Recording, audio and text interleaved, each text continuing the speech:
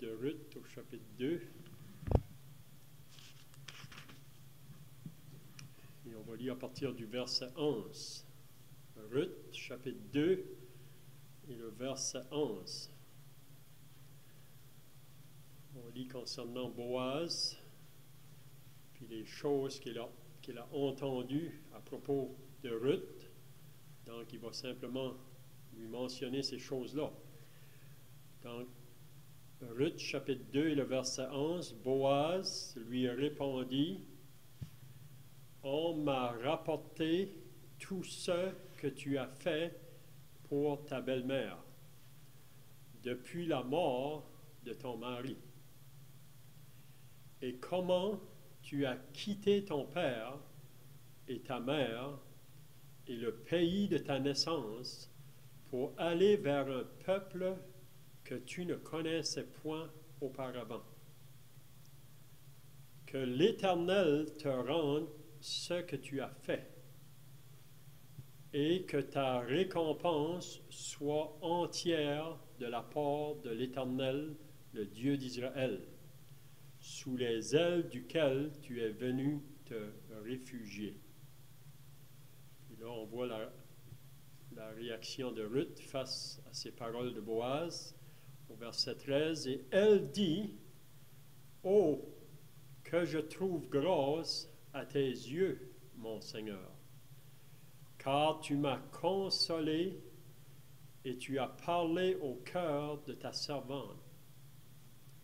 Et pourtant, je ne suis pas, moi, comme l'une de tes servantes. » Au moment du repas, Boaz dit à Ruth, « Approche, mange du pain et trempe ton morceau dans le vinaigre. » Elle s'assit à côté des moissonneurs.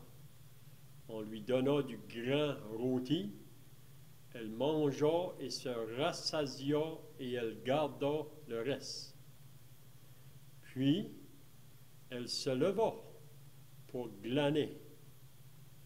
Boaz donna cet ordre à ses serviteurs, qu'elle glane aussi entre les gerbes et ne l'inquiétez pas. Et même, vous ôterez pour elle des gerbes quelques épis, que vous la laisserez glaner sans lui faire de reproche. Elle glana dans le champ jusqu'au soir, et elle bâtit ce qu'elle avait glané. Il y eut environ un épha d'orge. Elle l'emporta et rentra dans la ville. Et sa belle-mère vit ce qu'elle avait glané. Elle sortit aussi les restes de son repas et les lui donna. Sa belle-mère lui dit, « Où as-tu glané aujourd'hui? Et où as-tu travaillé? Béni soit celui qui s'est intéressé à toi. » Et Ruth fit connaître à sa belle-mère chez qui elle avait travaillé. « L'homme chez qui j'ai travaillé aujourd'hui, dit-elle, s'appelle Boaz. » Naomi dit à sa belle-mère, à sa belle-fille, « Qu'il soit béni de l'Éternel, qui se montre miséricordieux pour les vivants, comme il le fut pour ceux qui sont morts. Cet homme est notre parent, lui dit encore Naomi. Il est de ceux qui ont sur nous droit de rachat. » Ruth, la Moabite, ajouta, « Il m'a dit aussi, reste avec mes serviteurs, jusqu'à ce qu'il ait achevé toute ma moisson. » Et Naomi dit à Ruth, sa belle-fille, « Il est bon, ma fille, que tu sortes avec ses servantes, et qu'on ne te rencontre pas dans un autre champ. » Elle resta donc avec les servantes de Boaz pour glaner jusqu'à la fin de la moisson des orges et de la moisson du froment. Et elle demeurait avec sa belle-mère. verset 1 du chapitre 3, Naomi, sa belle-mère, lui dit, « Ma fille », donc on voit ici le désir de Naomi pour sa belle-fille, là, ou pour Ruth. Son désir pour elle, « Ma fille, je voudrais assurer ton repos, afin que tu fusses heureuse. » Donc c'était ça le désir pour Naomi à propos de sa belle-fille. Donc c'est tout ce qu'on va lire ce matin. Ça fait déjà plusieurs réunions que j'ai voulu parler sur le livre de Ruth. C'est un livre qui est vraiment intéressant, même s'il n'y a pas beaucoup de chapitres. Là, il y a seulement 4 chapitres, mais si vous prenez le temps de le lire et de le méditer, il y a beaucoup de vérités qu'on peut appliquer pour nous aujourd'hui, qui sommes associés au peuple de Dieu. Donc, si on revient un peu en arrière, on sait que tout a débuté d'un départ que Elimelech et Naomi ont fait en quittant Bethléem pour s'en aller à Moab. Puis on avait vu que ce n'était pas dans la volonté de Dieu que Elimelech laisse Bethléem pour aller à Moab. Mais la raison qu'ils sont partis, c'est parce qu'à Bethléem, il y avait une famine. Puis pourquoi la famine à Bethléem? Ce n'était pas censé d'avoir une famine à Bethléem. Mais la raison pourquoi, c'est parce qu'Israël ont pris un chemin qui était contraire à Dieu. Puis Dieu, pour les ramener, pour qu'ils se détournent de leur mauvaise voie, il envoie la famine. Puis si on relit juste à la fin du livre des Juges, on voit là qu'en Israël, chacun faisait ce qui lui semble bon. C'est comme s'il n'y avait pas aucune chose pour les diriger. Chacun faisait à sa manière. Donc c'est dans ce même temps-là qu'est venue la famine. Donc Elimelech, Naomi et leurs 2 fils s'en vont à Moab. Donc ils laissent la maison du pain pour s'en aller à Moab. Puis on sait que ce que Dieu avait dit concernant les Moabites, que même on ne devait pas avoir de contact avec eux autres, même les gens de là ne devraient pas venir parmi eux autres. Mais là, si vous vous rappelez de l'histoire, ils sont partis à Moab en allant là pour faire un séjour, mais ça dit qu'ils ont fait leur demeure là. Ils sont placés là. Puis, qu'est-ce qui est arrivé? Elimelech meurt, les 2 fils meurent, puis il reste 3 veuves. 3 veuves. Puis là, Naomi va entendre parler que Dieu a béni de nouveau le pays, puis là, elle va vouloir revenir. Elle revient. Mais pour revenir, il y a ses 2 belles-filles qui sont avec elle. Puis en premier, ça dit que les 2 voulaient la suivre pour aller avec elle dans le pays de Bethléem. Mais Naomi disait non, il faut retourner dans votre pays. Il faut retourner dans votre pays. Mais on voit qu'il y en a une qui est partie, mais Ruth, elle s'est attachée à Naomi. Elle a dit à Naomi, moi je vais aller où ce que tu vas aller, là où sera ton peuple, ça va être mon peuple, là où tu vas mourir, je vais mourir. Elle était vraiment déterminée, puis on ne peut pas penser que la raison pourquoi que Ruth a voulu suivre Naomi, probablement qu'elle a entendu parler concernant le Dieu d'Israël, le Dieu de Naomi. Puis vraiment, elle a fait cette action-là par la foi, vraiment, de s'attacher au Dieu de Naomi. Donc, c'est ça qu'on avait vu. Donc, on est rendu maintenant au chapitre 2. Puis là, ce qu'on a vu au début du chapitre 2, c'est que là, quand ils sont à Bethléem, premièrement, on voit que toute la ville les a bien reçus. Même Naomi a été bien reçue de nouveau dans sa place à Bethléem. Puis on sait que Ruth, qui était une étrangère, une Moabite, on voit aussi qu'elle a été bien acceptée là à Bethléem. Puis c'est simplement la grâce de Dieu. Puis c'est ça même que Ruth reconnaît par la suite, que vraiment le moment qu'elle a mis sa foi dans le Dieu de Naomi, sans comprendre tout ce qui va prendre place par la suite, Ruth était confiante que Dieu allait prendre soin d'elle. Donc, même de laisser Moab pour aller à Bethléem, elle ne savait pas comment est-ce que les gens allaient pu réagir envers elle, mais pour elle, elle s'avait mis dans les mains de Dieu. Puis on voit qu'elle a été bien reçue là.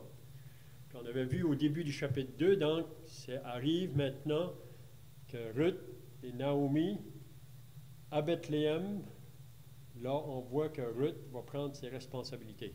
Elle est beaucoup plus jeune que Naomi. Naomi, c'était sa belle-mère. Mais on avait vu aussi l'attachement de Ruth avec Naomi, puis Naomi avec Ruth. Donc, les deux voulaient le bien pour l'autre. Puis ça devrait être la même chose, vous savez, pour nous qui appartiennent au Seigneur. On devrait avoir ce désir-là, le bien pour les autres.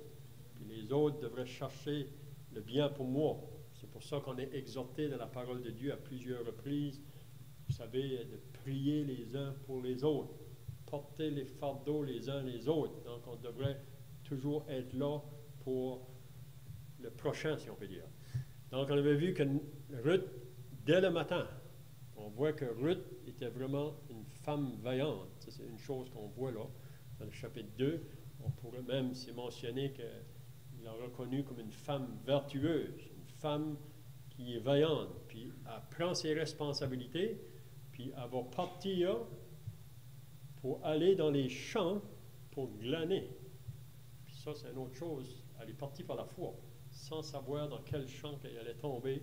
Mais pour elle, elle avait mis sa foi dans ce Dieu-là, le Dieu vivant. Il va prendre soin d'elle, sans comprendre tout. Puis quand elle est partie dès le matin là, pour glaner, elle allait là pour ramasser de la nourriture, vraiment, pour elle et sa belle-mère. Elle voyait sa responsabilité. Donc, elle est partie. Puis là, on avait vu dans les semaines passées que quand elle a été dans le champ qu'elle s'est trouvée dedans, c'était le champ de Boaz.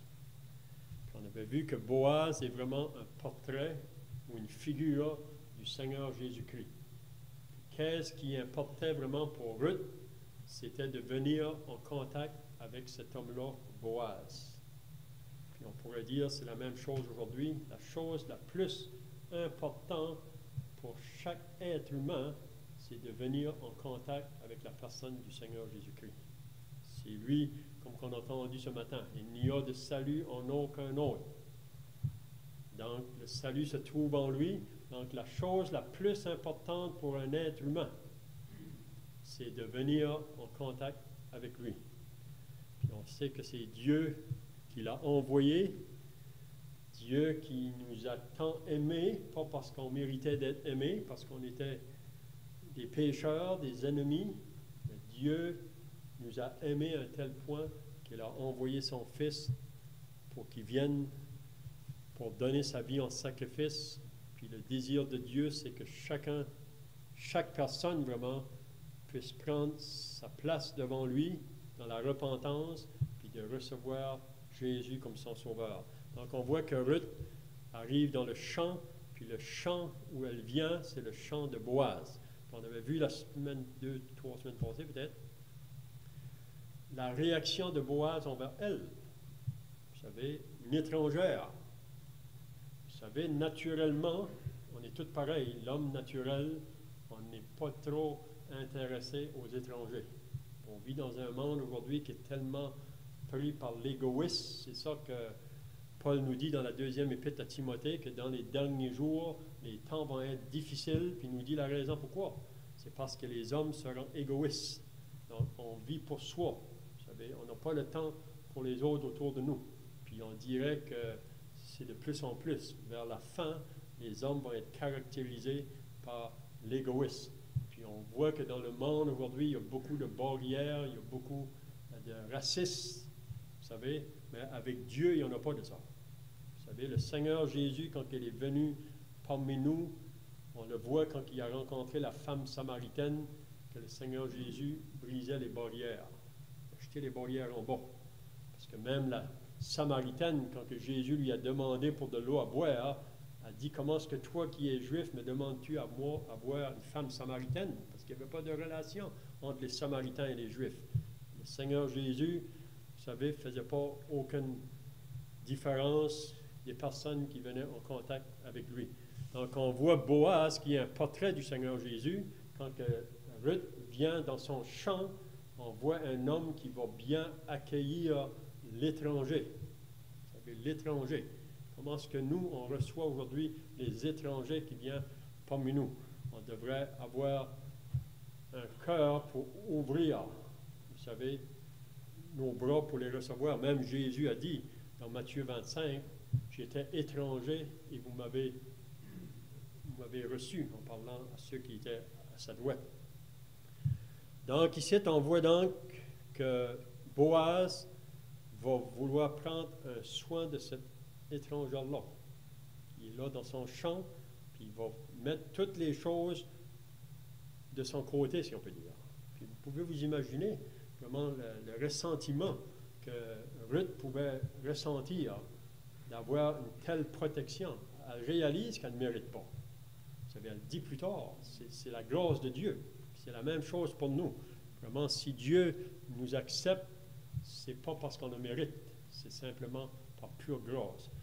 Donc, on voit au verset 11, on va aller là, il dit, « Boaz lui répondit, on m'a rapporté tout ce que tu as fait pour ta belle-mère. » Donc, Boaz, ici, il va simplement dire à Ruth ce qu'il a entendu d'elle. Puis, je vais vous dire une chose, que si vous faites des bonnes œuvres ou des bonnes actions, ça va être remarqué par les autres. Ça va être remarqué. Peut-être pas toujours, mais comme que Paul nous dit dans l'Épître aux Galates, il ne faut pas se lasser de faire le bien, car nous moissonnerons au temps convenable. Peut-être à la surface, vous faites du bien, peut-être les autres ne vont pas le reconnaître, mais à la fin, si vous faites du bien, vous allez moissonner le bien. Donc, Ruth, elle a fait du bien à sa belle-mère. On pourrait penser que quand elle était avec sa belle-mère, les choses se passaient, personne ne pouvait reconnaître ça. Mais je ne sais pas où est-ce que Boaz a entendu parler de ça. Mais il pouvait dire, « On m'a rapporté tout ce que tu as fait pour ta belle-mère. » C'est quelque chose, ça. Vous savez, des fois, la belle-mère et la belle-fille, des fois, ça ne marche pas toujours. Mais ici, on voit une belle-mère et une belle-fille qui marchent comme un. Vous savez, un. Donc, on m'a rapporté tout ce que tu as fait pour ta belle-mère. Puis là, au verset 12, il dit que l'Éternel te rende ce que tu as fait. Donc, même Boaz reconnaît. On peut voir que Boaz est un homme de Dieu. On peut voir que Boaz, qui est une figure du Seigneur Jésus-Christ, l'homme qui est riche et puissant, il pouvait voir que Ruth a fait du bien, puis Dieu va la récompenser pour ça. Vous savez, si on fait le bien, un jour, Dieu nous récompensera. Peut-être qu'on n'aura pas les récompenses présentement sur la terre, mais un jour, vous savez, chaque frère et sœur, on va tous comparaître devant le tribunal de Christ, puis c'est là vraiment que toutes les choses vont être amenées à la lumière, puis toutes les choses qu'on aura faites, puis on peut probablement dire pour chacun de nous qu'on aura des pertes, puis on aura des gains. Mais ce qu'on aura fait de bien, Dieu va nous récompenser. Vous savez, on voit ça ailleurs dans les Écritures. Regardez la réponse de Ruth après que Boaz lui dit ces choses-là. Et elle dit au verset 13, « Oh, que je trouve grâce à tes yeux, mon Seigneur. » Donc, elle réalise vraiment, même si que Boaz dit beaucoup de bonnes choses envers elle, des choses qu'elle a faites, mais pour elle, elle peut seulement réaliser que c'est la grâce de Dieu. Vous savez, si moi ou toi, on va faire des choses de bien pour le Seigneur, c'est la grâce de Dieu vraiment qui produit ça en nous, parce que ça ne vient pas de nous-mêmes. Donc, elle dit que je trouve grâce à tes yeux, mon Seigneur, car tu m'as consolé et tu as parlé au cœur de ta servante. Donc, on voit les paroles de Boaz a été une source de consolation pour cette étrangère, vous savez, qui a tout quitté, sa famille, son pays, pour venir s'associer au Dieu de Naomi. Puis elle dit, « Car tu m'as consolé et tu as parlé au cœur de ta servante. » Elle a ressenti vraiment un bienfait, un bien-être par les paroles que Boaz a portées envers elle. On pourrait penser aux paroles de Jésus dans la chambre haute avec ses disciples. Vous vous rappelez que les disciples étaient troublés. Pourquoi que les disciples étaient troublés? C'est parce que Jésus vient de leur annoncer qu'il va partir, il va retourner au ciel. Puis ses disciples qui étaient avec lui déjà depuis 3 ans, depuis qu'il a commencé son ministère public, ils vont avec lui partout, mais là, il les apprend qu'il va les quitter. Puis ça nous dit que les disciples avaient le cœur troublé. Peut-être un matin, je parle à des chrétiens qui ont le cœur troublé. Vous savez, chacun de nous, on arrive un jour ou l'autre, il y a des choses qui nous troublent. Mais si on pourrait entendre les paroles du Seigneur Jésus qui a dit à ses disciples que votre cœur ne se trouble point. Que votre cœur ne se trouble point. Croyez en Dieu et croyez en moi. Il y a plusieurs demeures dans la maison de mon Père. Si cela n'était pas, je vous l'aurais dit, je vais vous préparer une place. Donc, que votre cœur ne se trouble point. Vous savez, souvent, quand on vient dans les temps d'inquiétude, parce qu'il y a beaucoup de choses qui peuvent venir sur notre chemin, puis pour moi, c'est Dieu qui les permet, mais moi, il y a toujours une parole qui vient si que je suis troublé, ou même parfois dans la nuit, qu'il y a des choses qui nous dérangent. Vous savez, vous êtes dérangé, ça arrive ça, dans la nuit, qu'il y a des choses qui vous empêchent de dormir. Mais la parole qui me rassure, c'est les paroles de Jésus qui dit « Rassurez-vous » ou « Rassure-toi, c'est moi, n'aie pas peur. N'aie pas peur. » Puis vraiment, si vous pouvez retenir ces paroles-là, « Rassurez-vous, c'est moi, n'aie pas peur. » Puis à plusieurs reprises dans les Écritures, on a ces paroles-là, « Ne crains point. Je suis avec toi. Ne promène pas tes regards inquiets. Je suis ton Dieu. Je te fortifie. Je viens à ton secours. » Donc ici, on voit une femme qui a été consolée dans son cœur par les paroles de Boaz. Elle dit, tu as parlé au cœur de ta servante, car tu m'as consolé. Si on a des afflictions, si vous lisez dans 2 Corinthiens chapitre 1, Paul nous parle concernant des afflictions qu'on peut avoir à rencontrer dans notre vie. Mais s'il y a des afflictions, il y a aussi la consolation qui vient. Parfois, Dieu permet des afflictions dans nos vies pour que je puisse aider quelqu'un peut-être qui va passer par une circonstance, parce que moi, j'ai passé par là, je peux venir à son aide.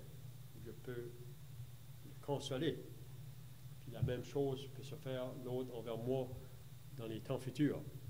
On va au verset 14. Au moment du repas, donc regardez qu'est-ce que Boaz, encore là, va faire à Ruth. On voit un homme qui va avoir vraiment une attention envers elle, une étrangère. Boaz dit à Ruth, approche, mange du pain. Donc Ruth, tu es là avec mes servantes. Approche, mange. Il faut manger. Et trempe ton morceau dans le vinaigre. Ça nous dit, elle s'assit à côté des moissonneurs. On peut voir vraiment cette étrangère-là vraiment à l'aise. Vraiment à l'aise. Pourquoi? Parce que Boaz a permis les choses autour d'elle, va la garder dans une tranquillité, une bonne accueil, si on peut dire. Elle est bien reçue. Une hospitalité vraiment qui est très riche, on peut dire ici. Donc, il dit, mange. Elle s'assit à côté, on lui donna du grand rôti, elle mangea et se rassasia et elle garda le reste. Donc, on voit Ruth qui a mangé puis qui s'est rassasiée. Vous savez que le Seigneur Jésus aujourd'hui veut qu'on mange puis qu'on soit rassasié. Puis la seule manière que ça peut se faire pour nous, chrétiens, c'est de se nourrir de la personne du Seigneur Jésus-Christ. Puis la seule manière qu'on peut se nourrir de cette personne-là, c'est en lisant sa parole. Parce que la parole de Dieu, vraiment, c'est Jésus lui-même. Vous savez, on peut le trouver partout dans la parole de Dieu. C'est comme j'ai dit l'autre jour, si vous voulez vous reposer dans votre vie comme chrétien, c'est qu'il faut que vous soyez bien nourris. Parce que si vous négligez la nourriture, qui est la parole de Dieu, vous ne pourrez pas trouver du repos. On voit ça avec des brebis, vous savez. Une brebis qui se nourrit pas bien, elle ne se repose pas. Elle ne peut pas se reposer. Si vous regardez dans un champ là, où il y a des brebis, vous allez voir deux choses. C'est soit que la brebis est en train de manger, ou c'est soit qu'elle est couchée. Puis si elle est couchée, c'est parce qu'elle a bien mangé. Mais si une brebis n'a pas bien mangé, elle ne se couche pas, elle est toujours en train de brouter ici et là pour trouver.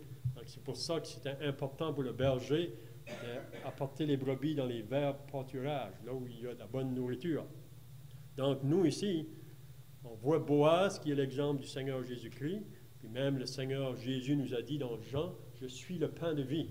Celui qui va se nourrir de moi, si on peut dire, c'est ça qui va pouvoir maintenir un repos dans nos vies de chaque jour. » Puis ça nous dit qu'elle mangea et se rassasia, puis même il en restait. Ça veut dire qu'il en restait pour qu'elle puisse en donner aux autres. Ça, c'est une autre chose. Vous savez, si on ne se nourrit pas de la parole de Dieu, il ne faut pas penser qu'on va être capable de en parler aux autres ou de partager aux autres.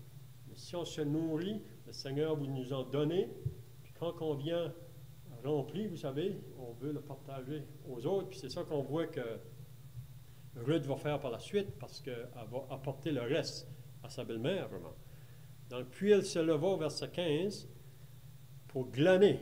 Donc, après qu'elle a mangé, qu'elle est rassasiée, vous savez qu'elle est partie de bonne heure dès le matin.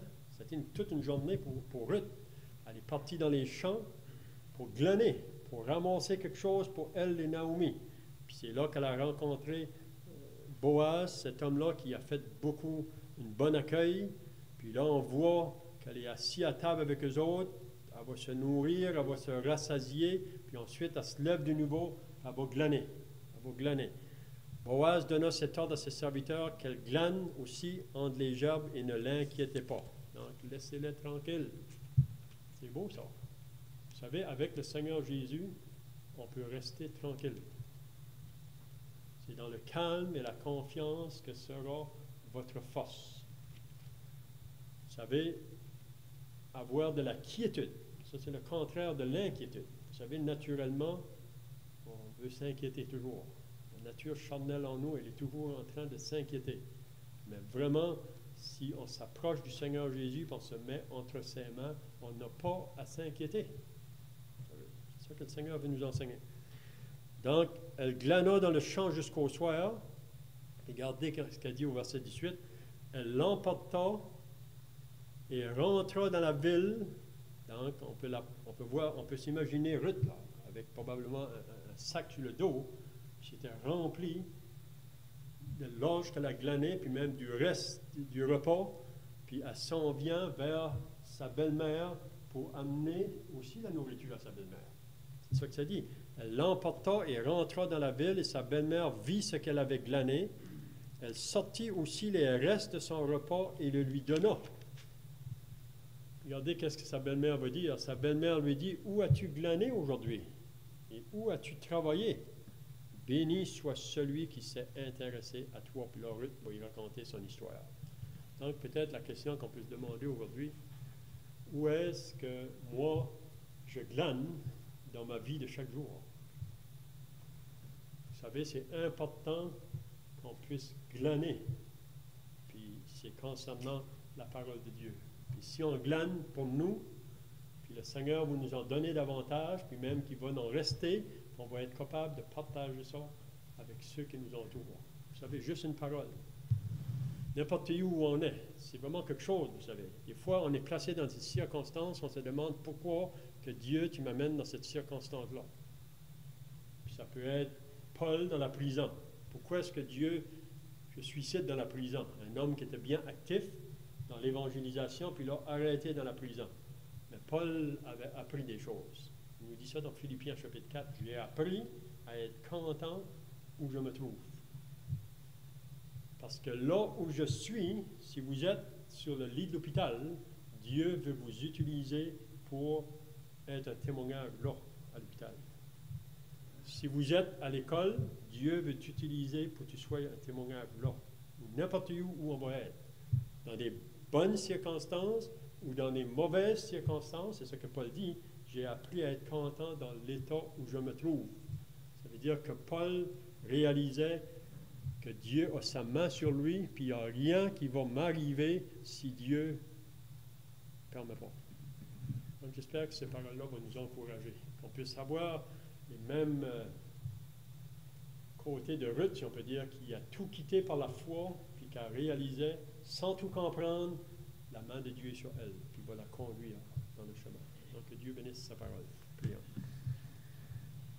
Notre Dieu et notre Père, nous voulons nous approcher devant ta présence ce matin, nous réalisant notre grande faiblesse à faire connaître tes pensées et tes voies, mais nous croyons que ta parole, qui est une lampe à nos pieds, une lumière sur notre sentier, c'est elle qui nous conduit. Nous voulons encore te prier aussi pour le reste de cette journée, pour l'Évangile ce soir. On te prie pour les personnes que nous contactons ici et là, que tu pourrais attirer à venir écouter l'Évangile. Et aussi, on veut te prier pour la journée de demain et les autres jours, que tu vas être avec nous, même en ce qui concerne ce temps de funérailles, que là aussi, que nous serons un témoignage pour les inconvertis qui seront autour de nous dans ce lieu-là. Donc, nous voulons remettre notre sœur, Mme Wells, entre tes mains, que tu vas la supporter dans ce temps de deuil, et aussi les membres de la famille, et qu'on puisse avoir nos yeux en haut, parce que nous réalisons que le Seigneur Jésus revient bientôt, et que nous allons être tous enlevés ensemble pour aller à sa rencontre, pour partager l'éternité avec lui, si on s'en a et pour sa gloire. Amen.